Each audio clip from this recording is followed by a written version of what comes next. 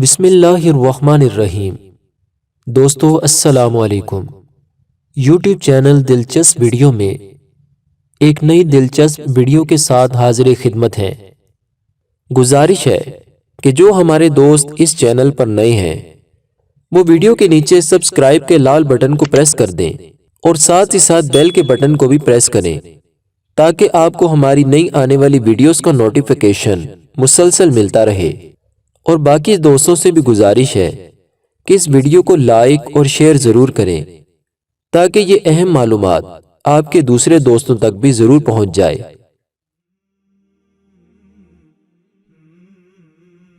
شراب پینا کبیرہ گناہوں میں سے سب سے بڑا گناہ ہے۔ اللہ کے محبوب صلی اللہ علیہ وآلہ وسلم فرمایا کرتے تھے، جو شخص شراب کا ایک گھونٹ پیے گا اس کے 7 دن کی نمازیں اور روزے قبول نہیں ہوں گے۔ دوستو یاد رکھیے، شراب نوشی میں 10 بری خصلتیں ہیں۔ نمبر 1، یہ بندے کی عقل میں فتور ڈال دیتی ہے، اس طرح وہ بچوں کے لیے تماشا اور مذاق بن جاتا ہے۔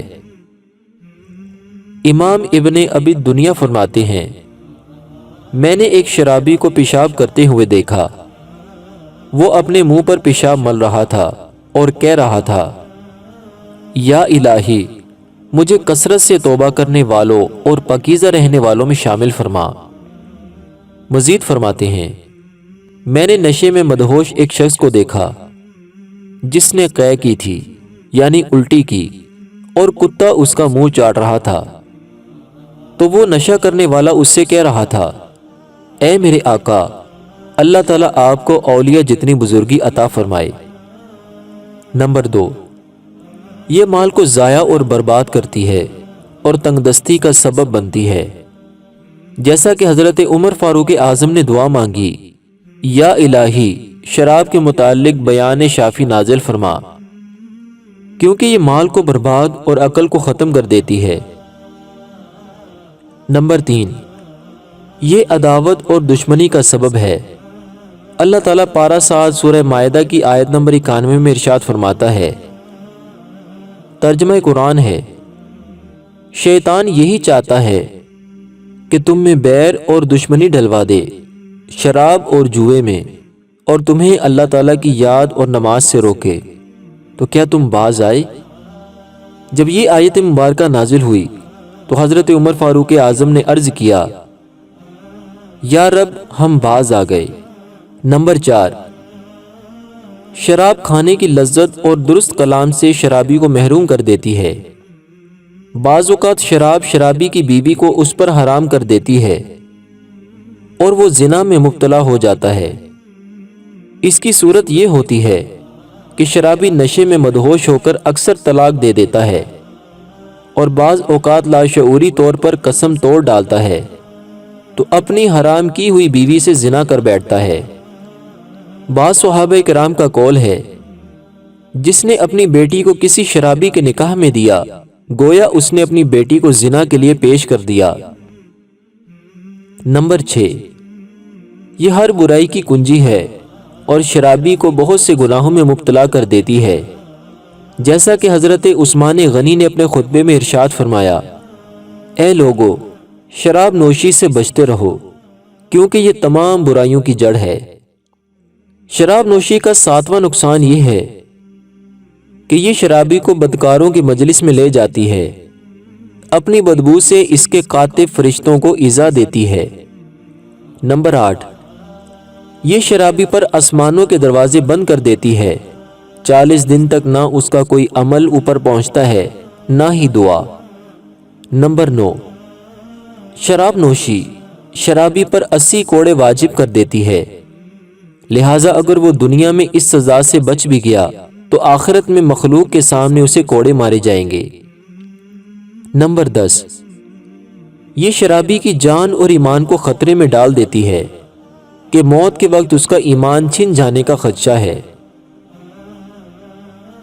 دوستو ایک بزرگ فرماتے ہیں، میں نے ایک شخص کو نزع کے عالم میں دیکھا، جب اسے کلمہ طیبہ کی تلقین کی جاتی تو وہ کہتا، خود بھی پیو اور مجھے بھی پلاؤ۔ حضرت ابن مسعود رضی اللہ عنہ فرماتے ہیں، جب شرابی مر جائے تو اسے دفن کر دو اور مجھے کسی جگہ نظر بند کر کے اس کی قبر کھودو۔ اگر اسے قبلے سے پھرا ہوا نہ پاؤ تو مجھے قتل کر دینا۔ محترم دوستو، یہ تو شرابی کی دنیوی سزا ہے، اور اخروی سزا تو شمار سے باہر ہے کہ اسے کھولتا ہوا پانی پلایا جائے گا، زقوم کھلایا جائے گا، جہنم میں جہنمیوں کا پیپ پلایا جائے گا، اور وہ ایسے ہی بہت سے عذابات میں مبتلا ہوگا۔ امام اعظم ابو حنیفہ رحمۃ اللہ تعالی علیہ کے پڑوس میں ایک شرابی نوجوان رہتا تھا۔ امام اعظم ابو حنیفہ رات میں کتب کا مطالعہ اور قرآن پاک کی تلاوت کرنے کے لیے شب بیداری فرماتے تھے۔ آپ رحمۃ اللہ تعالی علیہ اور اس شرابی کے درمیان ایک دیوار حائل تھی۔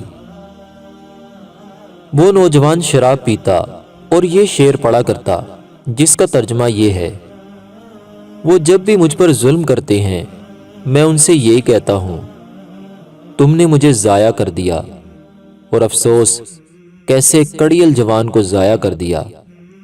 دوستو، وہ اس شعر کو دہراتا رہتا۔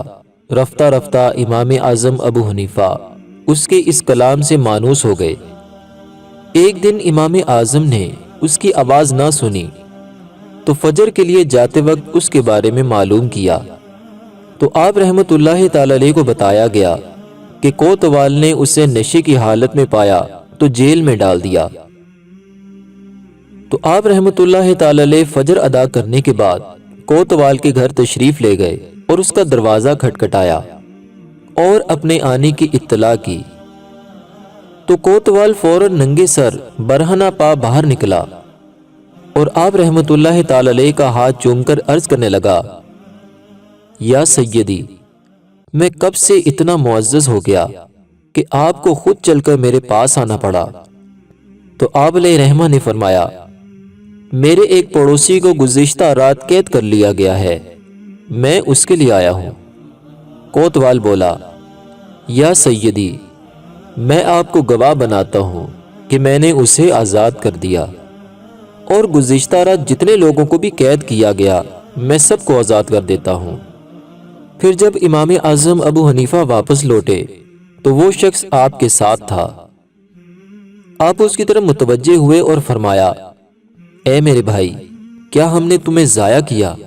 اور کیا ہم نے تمہارے اس قول کہ انہوں نے مجھے ضائع کر دیا اور افسوس کیسے کڑیل جوان کو ضائع کر دیا کی رعایت کرتے ہوئے ہم نے تمہارے حق کی پاسداری نہ کی؟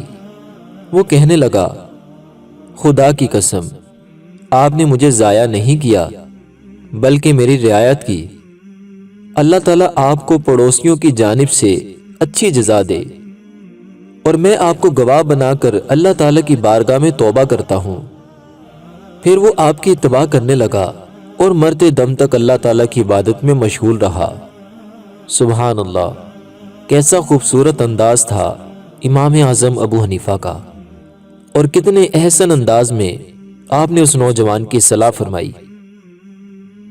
اللہ رب العزت کی پاک بارگاہ میں دعا ہے کہ اللہ تعالیٰ ہمیں ان بزرگان دین کے نقش قدم پر چلنے کی توفیق عطا فرمائے۔ اللہ تعالیٰ ایمان کی سلامتی نصیب فرمائے اور ہمیں قرآن و سنت کے مطابق زندگی گزارنے کی توفیق عطا فرمائے۔ دوستو، اگر آپ کو ہماری یہ ویڈیو پسند آئی ہے تو اس ویڈیو کو لائک کریں، اپنے دوستوں کے ساتھ شیئر کریں، اور ہمارے چینل کو سبسکرائب کرنا نہ بھولیے گا۔ اپنا بہت سا خیال رکھیے گا۔ فی امان اللہ۔